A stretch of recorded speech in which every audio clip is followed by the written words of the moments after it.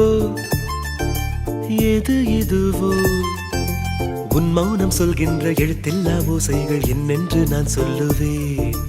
இது அதுவோ இது அதுவோ சொல்லாத சொல்லுக்கு இல்லாத வார்த்தைக்கு ஏதேது அர்த்தங்களே. பெண் தோழன் நான் ஆண் தோழி நீ நட்புக்குள் நம் காதல் வாழும்.